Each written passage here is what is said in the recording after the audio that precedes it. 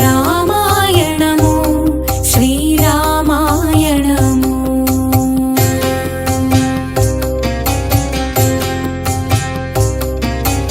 రామాయణము శ్రీరామాయణ శుక్లాంబరధరం విష్ణుం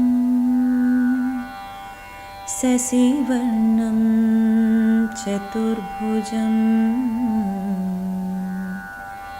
ప్రసన్నవదనం ధ్యాయేత్.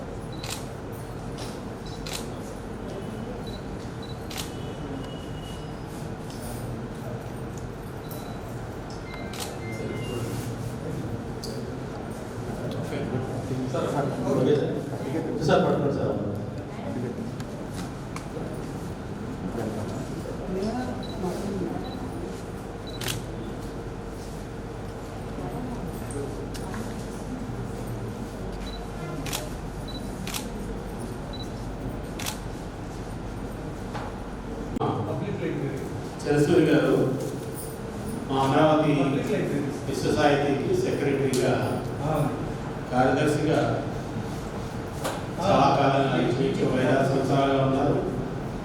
వారి కార్యదీక్ష అది చాలా తెలుగు పండితుల కుటుంబం. వారి ఇంట్లో అందరూ తెలుగు భాషని చాలా తెలిసే ఉంటుంది. వారు కూడా ఇక ప్రధానంగా ఈనాటి రామాయణ గేయ దీపిక రచయిత మిత్రుడు చినసూరి. బహుశా ఎందుకంటే నిజానికి ఆయన పేరు చినసూరి కానీ బట్ ఆయన ఇది మీరు పెట్టుకున్న పేరు చినసూరి అని మీరు పెట్టుకున్నారా అదే ఎందుకు పడుతుందంటే ఇది ఒక చూసారంటే కోయిన్సిడెన్స్ ఎలా ఉంటుందంటే ముందుగా చెప్పే ముందు మనస్ఫూర్తిగా నా తరపున మీ తరపున మన చినసూరి గారిని ఇటువంటి మంచి రామాయణ గేయ దీపికను రచించినందుకు వారిని మనస్ఫూర్తిగా అభినందిస్తున్నాం. పరమ పావనమైన శ్రీరామచరితం పలికింతు నా నోట చినసూరి విరచితం. పరమ పావనమైన శ్రీరామచరితం పలికింతు నా నోట చినసూరి విరచితం. పంపా సరోవరము పరమ పావనము ప్రకృతిని అందాలు పరుచుకొని ఉంది.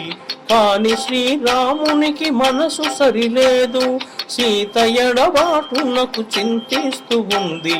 హృదయ వేదన అప్పుడు ఉప్పొంగుచుండ లక్ష్మణుడు శ్రీరామును రడించాడు. సోదరా శ్రీరామా దైన్యము వీడు, ఆపదల సమయాన విలపించరాదు. సంపదలను పోయినను చింతింపరాదు. ధైర్యము మనిషికొక దారినిస్తుంది, ఉత్సాహమే మనకు బలమునిస్తుంది. సాధనమున పనులు సమకూరుతాయి, ఎన్ని కష్టాలున్న వెనకడుగు వలదు. మనోధైర్యము తోడ ముందుకేగెదము, సీతమ్మ తప్పకను కనిపించునప్పుడు. రామునికి ధైర్యము చెప్పే లక్ష్మణుడు, రామునికి ధైర్యము చెప్పే లక్ష్మణుడు. పరమ పావనమైన శ్రీరామచరితం పలికింతు నా నోట చినసూరి విరచితం. అవధి కామబోధితం. ఇవాళ చిన్నసూరి గారు, శ్రీమాన్ చిన్న సూర్యనారాయణ మాస్టర్ గారు శ్రీరామాయణ గేయ దీపిక అనేటటువంటి పుస్తకాన్ని ఆవిష్కరించేటటువంటి మహత్తర భాగ్యం మాకు లభించినందుకు హృదయపూర్వకమైనటువంటి ధన్యవాదాలు వారికి మీకు కూడా తెలియజేస్తూ ఉన్నాను. రామాయణం మీద ఇవాళ చిన్నసూరి గారు రాసినటువంటి ఈ గేయ దీపిక ఆవిష్కరించేటటువంటి అవకాశం ఎంత సరళమైనటువంటి భాషలో రాశారంటే చదువుతుంటే ఒక 2-3 గంటల్లో ఈ పుస్తకం అయిపోతుంది. అంత త్వరగా చదివించాలి. వచ్చే గడియ ఏ విధంగా ఉంటుంది, వచ్చే వాక్యం ఏ విధంగా ఉంటుంది, అందులో ఏ విధమైనటువంటి భావాన్ని పొందుపరచరా అని పుస్తకం అంతా కూడా చివరి వరకు చదివించగలిగేటటువంటి పాఠకుడు చదివించేటటువంటి ఈ లక్షణం ఈ పుస్తకంలో ఏ దీపికలో నాకు కనిపించింది. ఒక బరువైనటువంటి సన్నివేశం సీతా వియోగం. ఈ సంఘటనలు కూడా అతి సరళమైనటువంటి భాషలో, హృదయానికి హత్తుకునేటటువంటి స్థాయిలో, సామాన్య పాఠకుడు కూడా అందికొచ్చేటటువంటి స్థాయిలో రాసినటువంటి చిన సూర్యనారాయణ గారికి హృదయపూర్వకంగా నేను అభినందిస్తూ ఉన్నాను.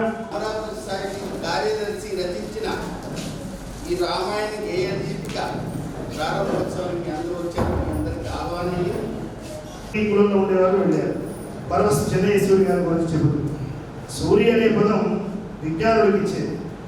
శ్రీ వైష్ణవ సాంప్రదాయంలో 12 మంది ఆళ్వార్లు ఉన్నారు.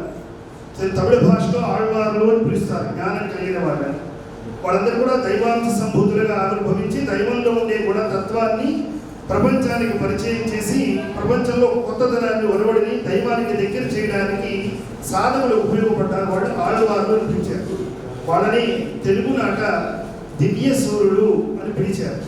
ఈ దివ్య సూర్యుడు అనేటువంటి వారు భగవంతుడు తన గుణగణాలను వర్ణిస్తూ ఏ కారణం చేత ఈ పుడమ మీద భగవద్వంశగా ఆవిర్భవించారో ఆ కర్తవ్యాన్ని పూర్తి చేసి మన స్వామి దగ్గర అనుమతి లభించినట్టుగా జీవించినంత కాలం కూడా కుటుంబ ధర్మాన్ని పాటించి మన భగవంతుడు ఐక్యమయ్యేవారు. అట్లాంటి గుణగణములు కలిగిన వాళ్ళని దివ్య సూర్యుడు అని పిలుస్తారు. ఈ సూరి అనే పదం ఆయన పెట్టిన యాదృచ్ఛికంగా వచ్చిన దైవీ గుణ సంపత్తి ప్రేరణ లేకపోతే ఆ పేరు పెట్టుకోవాలని ఉండదు. పవిత్రమైన గ్రంథాన్ని ఎప్పుడో ప్రారంభోత్సవం చేసేదానికన్నా ఇది శ్రావణ మాసంలో ప్రారంభం చేయడం దాని విశేషమే లేదు. రామాయణ గేయగీతిక కూడా ఆ రచన చతురత కానీ భాషా పరిజ్ఞానంతో ప్రయోగించినటువంటి పద ప్రయోగం కానీ ఇవన్నీ కూడా ఆయన తీసుకుని ఆ గాయకులైనటువంటి వారు శ్రీమాన్ వారి పేరు రమేష్ పట్నాయక్ గారు చూడగానే శ్రమైనా సరే ఇన్ని అధ్యాయాలకి ఆయన గడవలోంచి ఈ కీర్తన వెలువడాలి సీడీల కింద తయారవ్వాలనే ఆలోచన కలిగింది. ఆయనకి శ్రమైన తర్వాత ఎన్ఎస్ రామారావు గారి సుందరకాండ ఎలాగైతే ప్రాచుర్యం వస్తుందనే చదవలేదు, చేయలేదు. ఆయన ఆర్తిని భగవంతుడితో పెట్టుకున్నాడు కనుక మీరు పెట్టిన ఈ శ్రీకారం ఇవాళ మీరు కిష్కింధకాండం తీసుకుని అందులో మొదటి పద్యం పాడుతుంటే అనిపించింది ఏమో భవిష్యత్తులో వాళ్ళ మనవల స్థానం వచ్చేసరికి మా తాతగారు రాశారు, పట్నాయక్ గారు పాడారు అని చెప్పుకునే స్థాయిలో ఈ గీతం వెళ్ళినా మనం ఆశ్చర్యపడక్కర్లేదు. అటువంటి రోజులు జరుగుతాయి. శ్రీ చిన్న సూర్యనారాయణ గారు రచించిన శ్రీ సూర్యరామాయణము బాలకాండం, గానం శ్రీ జి రామయ్య రెడ్డి. రామాయణము మధు జీవన సారము, పాడిన ధన్యము జీవనము, పారాయణ జన్మము పావనము.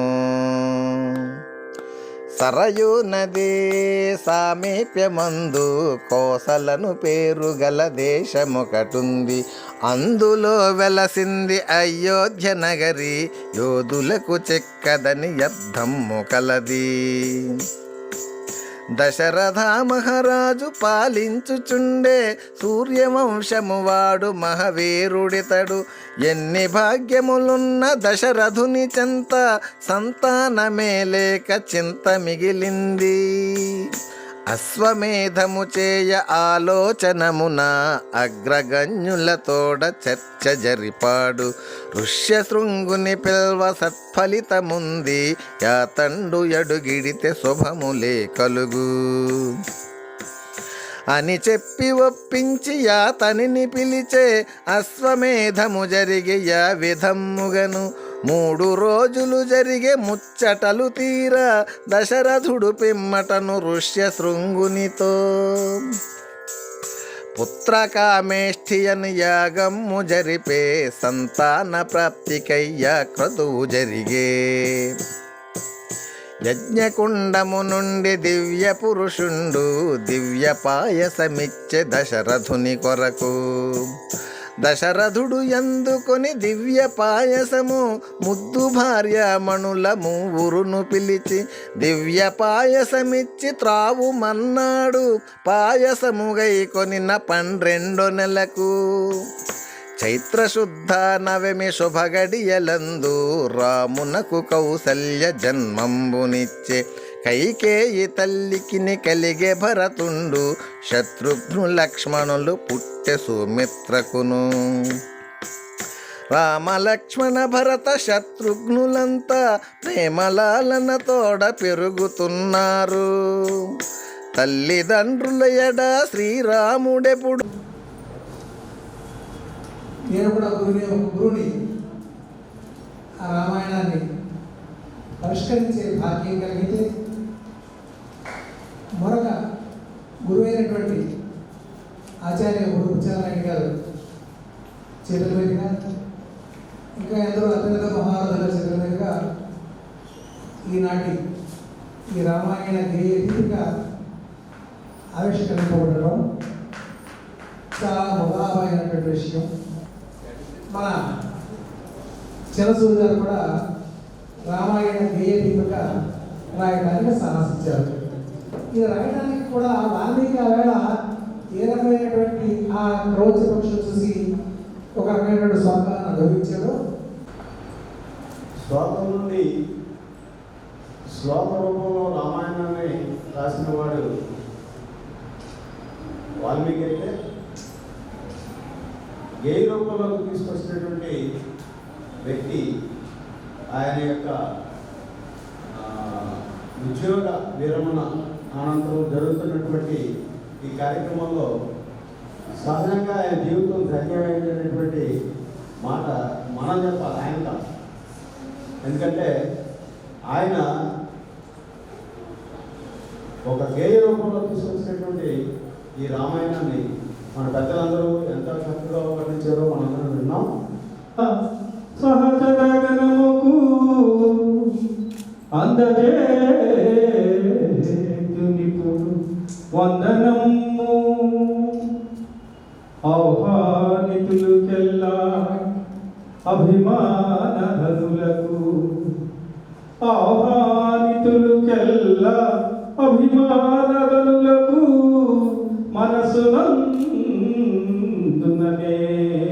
నమస్కరింతు. సహృదయులకు నెల్ల సజ్జనావలికెల్లా, సహృదయులకు నెల్ల సజ్జనావలికెల్లా సాష్టాంగమనరింతు సంతసమునా. రామ సత్కథాగేయము రచన చేయ, రామ సత్కథాగేయము రచన చేయ, కలము చేపట్టి ముందుకు సాగునప్పుడు మేటి సాయమందించిన మిత్రులుకును, మేటి సాయమందించిన మిత్రులుకును సాష్టాంగ మనరింతు సంతసమునా. నేను సాష్టాంగ మనరింతు నిండు మదిని. రామాయణాన్ని 3 మాటల్లో చెప్పొచ్చు అంటారు, కట్టే కొట్టే తెచ్చే. కానీ ఒక శేషపద్యంలో కూడా చెప్పచ్చు. శ్రీరామ జననము, శ్రీరామ జననము, సీత పిల్లిని చూచు భావన కలిగించు బాలకాండ. శ్రీరామ జననము, సీత పిల్లిని చూచు భావన కలిగించు బాలకాండ. తండ్రి మాటను ఇన్న తనయుండు రాముని, తండ్రి మాటను విన్న తనయుండు రాముని, యోగిగా చూపు నయోచకాండ. సీతాపహరణము శ్రీరామ దుఃఖము, సీతాపహరణము శ్రీరామ దుఃఖము, రంగరించినది అరణ్యకాండ. వాలిగముద్రుంచ వధించు రీతిని అందజేసినది కిష్కింధకాండ. హనుమ సుందరకాండను ఇనుముడింప యుద్ధకాండ. రాములు చేసెను వాల్మీకి రామకథను పుట్టే ఉత్తరకాండ సంపూర్ణమవగా. ఇది రామాయణం మీద నేను రాసినటువంటి శేషపతి. అయితే చిన్నసూరి ఈ రామాయణ గీతికి రచించారు, కానీ దీని వెనుక ఎంతోమంది మిత్రుల సహకారం. ఇది పుట్టికే ఏమిటంటే, ఏ దేశమేగినా ఎందుకు ఆలినా పొగడరా నీ తల్లి భూమి భారత. ఆ అక్షరాలు నా మెడలో తిరుగుతున్నాను. ఏ దేశ 5 మాత్రం, మేగిన 5 మాత్రం, ఎందుకు 3 మాత్రం, కాలిన 5 మాత్రం, మొత్తం 18 మాత్రం. ఆ బాణి నా మెదడులో పడింది. అప్పటికే నేను పిల్లలకు రామాయణాన్ని బోధిస్తున్నాను వచన పద్ధతిలో. అక్కడ అందుకున్నాను ఆ పదాన్ని.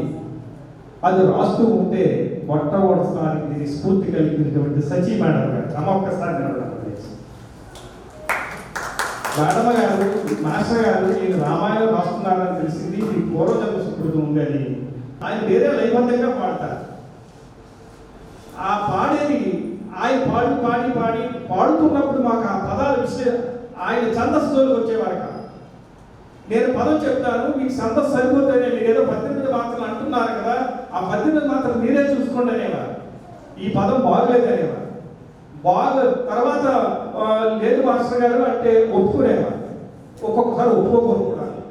ఆ విధంగా ఇది మా ఇచ్చినటువంటి ఒక ఘర్షణ వాతావరణం నుంచి ఒక 4 రోజుల పాటు ఎన్ని మార్చామో ఇక్కడ మార్చి విద్యా విశారదుడు వాక్చతుడు శ్రేష్ఠ నారాయణ స్మరణ నారదమునింద్రు వాల్మీకి దరి చేరి వచ్చి నిలుచున్న నారదని వాల్మీకి చూసే చూడంగా నారదని సూటిగా అడిగే మంచి గుణములు మనిషిలలోని ఎవరు ఎన్ని బాధలున్న ఎదురీదువాడు దాత్రి తలంబులో ధర్మ ప్రభువుండు ఆశ్రయించిన వారిని ఆదుకునేవాడు మాట తప్పనవాడు మనసున్నవాడు సకల జీవములకు సాయిపడువాడు దేశభావము మరి లేనట్టివాడు ఆదానవాహుడు నందమనువాడు ఇన్ని గుణముల పరిశీలలోని ఎవరు. ఈ విధంగా ఈ గ్రంథంలో కథ నడుస్తున్నప్పటికీ అక్కడక్కడ మానవ జీవితానికి సరిపోయినటువంటి నీతులు ఇందులో మరి వాల్మీకి మహర్షి పుట్టించినటువంటి ఆ గ్రంథాలను రకరకాలుగా మనం పాడుకోవడానికి అనుకూలంగా ఇళ్లలో, రామాలయాల్లోనూ కాలక్షేపం కోసము, ముక్తి కోసము, భక్తి కోసము ఇది పాడుకోవడానికి అనుకూలంగా ఉంటుందని నేను చేసిన అతి చిన్న ప్రయత్నము. ఈరోజు రాస్తున్నప్పుడు మాత్రం ఇది గ్రంథ రూపంలో ఆలోచిస్తున్న సుమారు 3 సంవత్సరాల కాలం నేను దీనికి ముందు 3 పుస్తకాలు రాశాను. అవి अन्नपामे च सर्वदा शतमानं भवति शतायुः पुरुषस्येन्द्रिय आयुष्येवेन्द्रियै प्रतिष्ठति.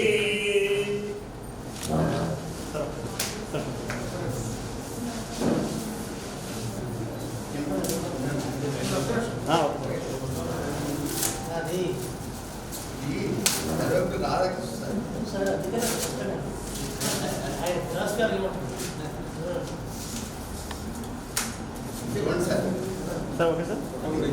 ఓం ధ్రువంతే రాజా వర్ణా ధ్రువం దేవో బృహస్పతిః